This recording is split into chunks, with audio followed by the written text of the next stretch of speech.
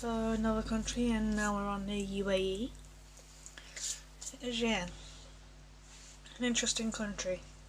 As UAE has a rich history rooted in trade and tied to Islam, which came to the region around 630 AD. Emirates is located between Europe and the Far East and attracted merchants from India and China, and was prized by Europeans, particularly the Portuguese, Dutch and British. The British kind of controlling UAE until recently. And while Europeans sought to control the coast, inland, the Bedouin tribes made a sunny desert of Abu Dhabi and Dubai their home. And the town of Abu Dhabi came to be an important centre of things, as it was believed to be the kind of the capital city and Emirates of the country. And in the 19th century, the British signed a series of agreements with the individual Emirates that resulted in the area known as the Trucial States. The Emirates had not agreed to cede any territory except to the United Kingdom, to refrain from engagement with any foreign powers other than the United Kingdom without the consent of the British, and in return the British promised to protect the coast from all aggression by sea and to provide assistance in the event of an attack by land. And the pearling industry thrived in the 19th and early 20th century, providing income and employment for people in the Gulf.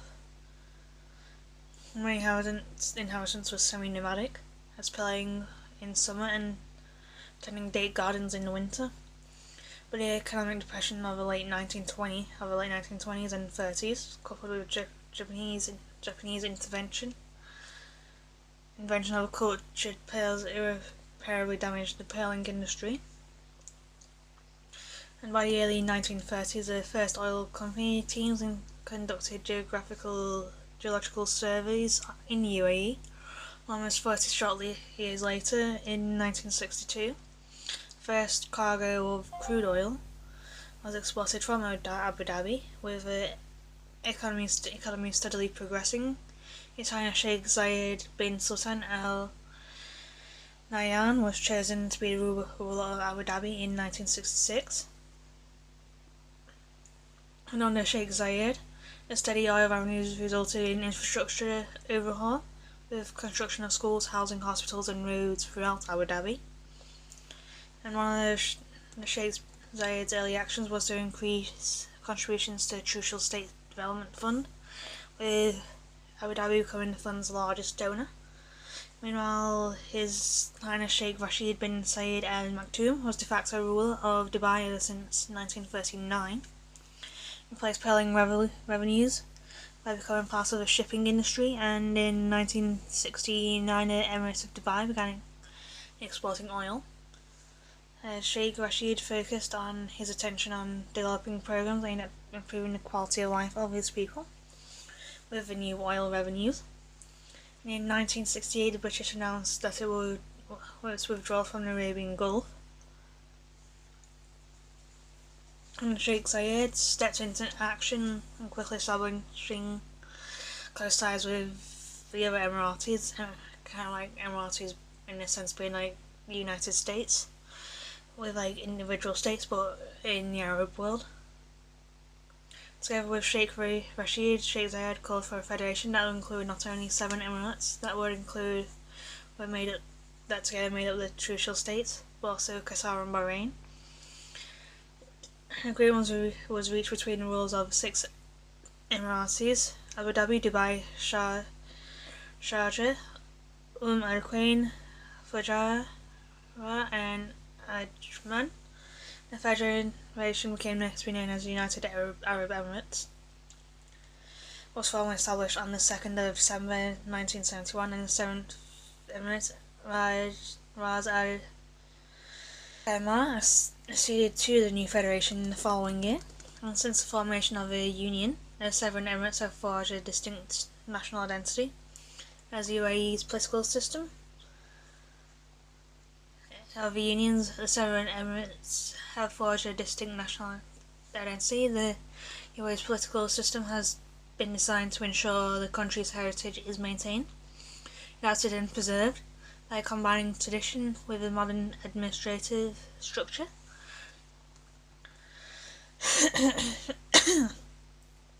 And the rest is all history now. And moving on to legends, as I have 10 of them which make up a large part of this video, if not the vast majority of this video from now on. The UAE has become a playground for the wealthy and powerful beneath the jaw-dropping architectural wonders. There exist some stories that cast shadows on the dazzling lights of the cities, and you've got 10 living legends from the UAE. And then the first being the abandoned palace, which was built at the existential price of 5 million dirhams. Ras Al Khaimah's Al Qasimi Palace stood as a testament of the luxurious lifestyle of the UAE that the residents could afford, but since the owner of the palace abandoned it, the structure has remained uninhabited for over 2 decades, and the surrounding the structure is mostly supernatural in nature. It was spotted that the first day the family moved into the new home, strange happenings started to occur. Furniture would be thrown across the room, and the wailing and laughter of children were heard. And hauntings were so intense on the first day that the patriarch of the family decided to abandon the place just after living there for one night. And since then the palace has stood empty, and thrill seekers who come looking for the palace and ask for directions from the locals always receive the same reply: you don't need directions, it finds you. And those who were brave enough to stay the night reported hearing giggles and wails of the children. Some would see the children's faces peering at them through the palace's windows, and the palace kind of leaves you a sense of longing for it and desire to go back again. And it was said that the land it was built on was cursed by the jinns.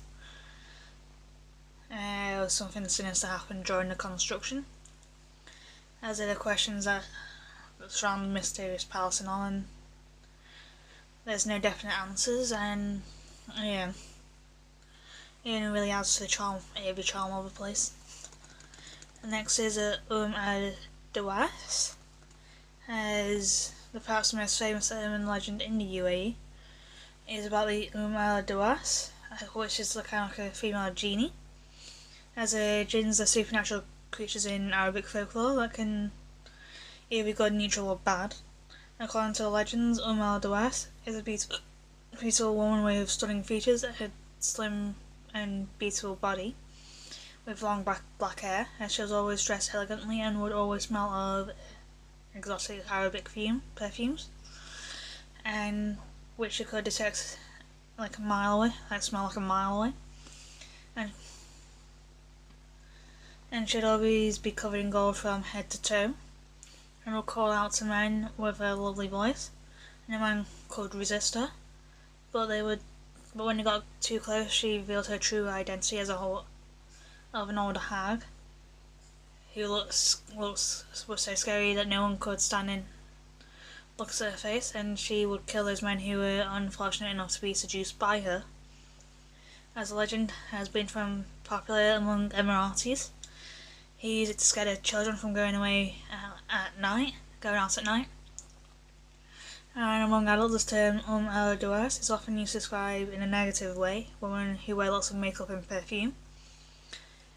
And legend warns men to be wary when finding one like themselves attracted to strangers and all. And yeah, the next is the cursed tree. And in Dubai there are 6 gaff trees, spelled G-H-A-F. Well known for their creepier reason, There's rumours surrounding the ancient trees link them to an ancient burial grounds and even the ghost of a headless merchant, as they're notorious for cursing or killing those who try to cut them down. As one story claims that a construction company that tried to cut down the trees had to give up because the blades kept bouncing off the trunks. And since then the company suffered several losses and had to shut down. Another story is about a man who basically crashed his vehicle into the trees. And in his dying breath he spoke of seeing a genie there. Actually, you can't really scare the genies around there. And there is, however, a scientific explanation to explain these famous being haunted. The experts say that the gaff tree releases a lot of carbon dioxide on the night burn any other tree in the region, and which might cause hallucinations for those who stay under them. So it might explain why the man saw the genie, but it's enough to explain the death of surrounding those cursed trees.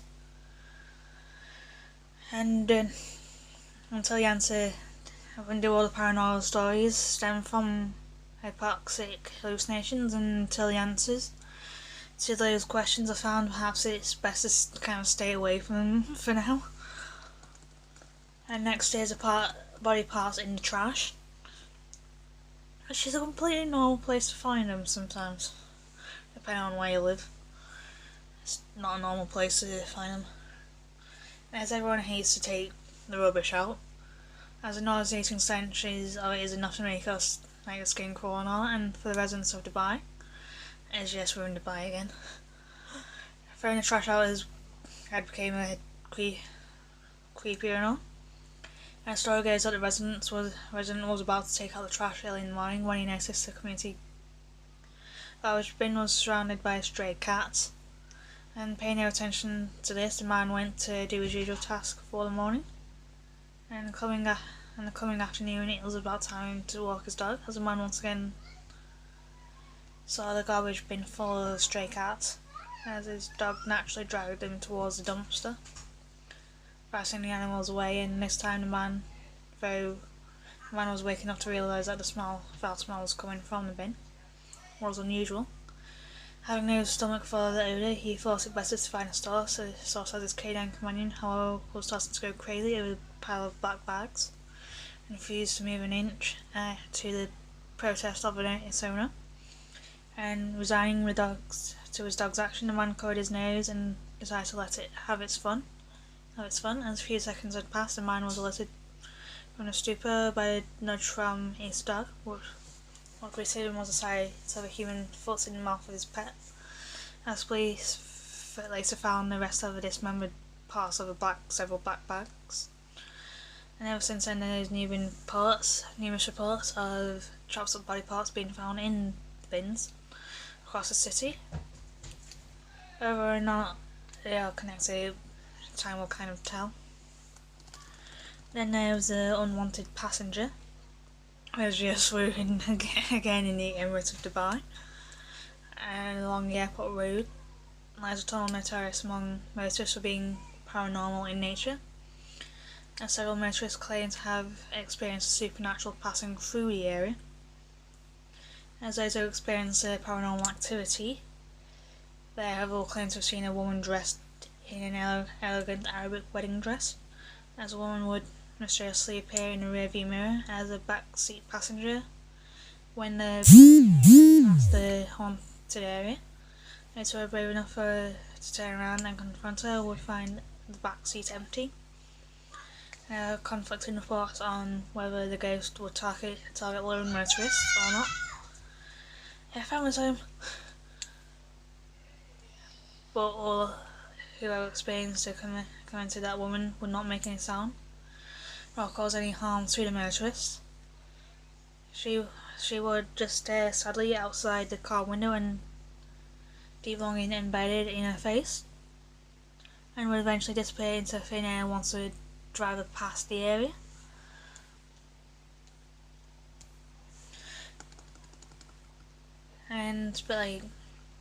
Fears have been raging about a broken heart waiting for a long lost love to meet her at the altar, or the victim of a tragic accident on a wedding night, as nothing has really come forward yet.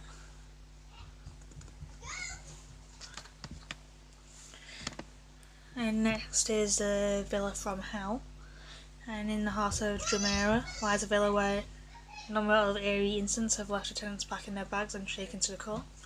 First one night isn't in a while that hasn't been from Dubai, and no one's ever lived in the villa for longer than 6 months, and one of the former tenants commented that there is something about the house that isn't human. As Katie Naomi, a former resident, stated, "I consider myself a non-believer, but ever since we moved into the house, all kinds of strange things started to happen to our family. It included a heavy china plate sliding across the table, and a gas cooker turning on by itself, and her son's remote control cars activating by themselves. And the villa can be seen as haunted. As a result, and the guard from the residential community commented that it's one of the places that is most of the staff try to avoid, and would feel a cold chill the moment they enter its compound, and dogs bark angrily when out for a walk with their owners. The stories have been circulating around the villa among the UAE residents. Many claim to have that the site upon which the house was built on was once a tribal burial ground, like over a century ago. And if a visit of the government website, UAEinteract.com, it confirms that the area was once a caravan stop for a trade route connecting Iraq to the UAE. That's a ghost from, and it's been said that it's possibly a ghost from one forgotten tribesman is what causes the hauntings, and angry that the eternal sleep was disturbed by the developers. It takes out his anger on the residents who occupy the villa, and today it remains uninhabited, lying for the next waiting for the next tenant to soak and spook again.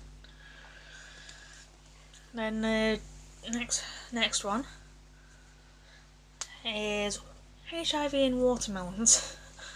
As something kind of hellish in the UAE, and it's why residents kind of favour watermelons in the heat of the heat. Well, the popular urban legend circulating around the country is grapevine. It's the presence of HIV infected blood inside watermelons. As the rumour states that the watermelons imported from another Arab country was tampered by malicious organisations to promote havoc and chaos in the region, and it was believed that was so prevalent among the Emirates that the government was forced to issue a public statement regarding the matter, and according to the government officials, the rumour was baseless and has been resurfacing every few years, as experts on matter say that HIV could not survive inside the watermelons. However, residents were advised to take caution when shopping for watermelons from street vendors, so next time you take a bite of a juicy watermelon, and it might just give you HIV and AIDS. It's very on a large note, but careful of what other people give you, as you don't know everything about other people.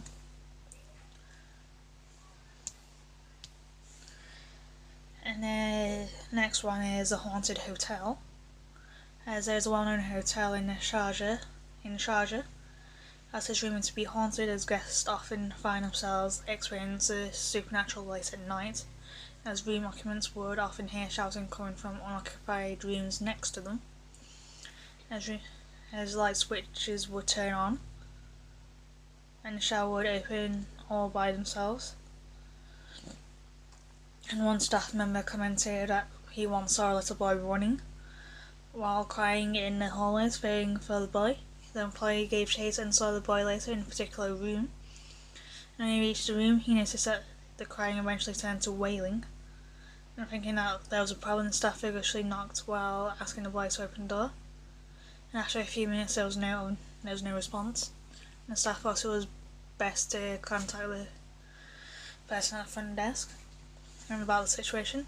and he asked for the keys to the room, and to his horror, right at the desk, flatly informed him that there was no registered occupant in that room. Among those fighting during the stay in the hotel was a well-decorated pilot. He wrote to hotel management about his experience while he stayed there. He claimed that he found the presence of an apparition in the room during his entire stay, which left him sleepless at night, and many paranormal investigators visit the hotel whenever they travel to the UAE in hopes that they will experience supernatural guests in other hotel hosts. And for the next one, we're in Dubai again for the Twisted Foot shopper. As Dubai is well known for the paradise for shoppers, and from the latest fashion to savvy gadgets, it seems Dubai is a place to buy them, and which is why retail shops incessantly compete for customers' attention. Well, owners of a particular shop in the Karama district got more than what he bargained for.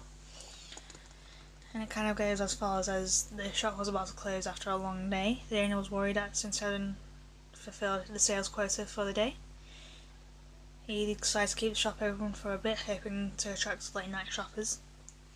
And well after midnight, the shop was only one open for business. Finally, he decided to best that it was close to close down, and he was getting ready to do so as the door of the store opened, and a rich-looking man came in, smelling the sale. The owner happily entertained all the man's questions and requests, and when it was clear that the man had no intention of buying anything of value, the owner got annoyed and informed the shopper that he was about to close, and the man hardly paid for a set of cheap earrings, which he claimed that he would give to his daughter. And dropping the earrings in the box, the owner was glad that he at least got to sell something before he closed. But as he looking up, the man handed over the receipt and change. The man had already left at the cashier desk, and feeling bad karma for not returning the change, the man hurriedly left to give chase, and he was able to reach the customer in time before he was able to leave the shop, and he was greeted by the sentry, and what greeted him sent chills down his spine, as the shopper's legs started to twist in a inhuman way, and along was a hellish smile from the customer's lips. And moving on to the last one, Jezerat Hamra. It's kind of like the desert is a mysterious and wonderful source of adventure to many.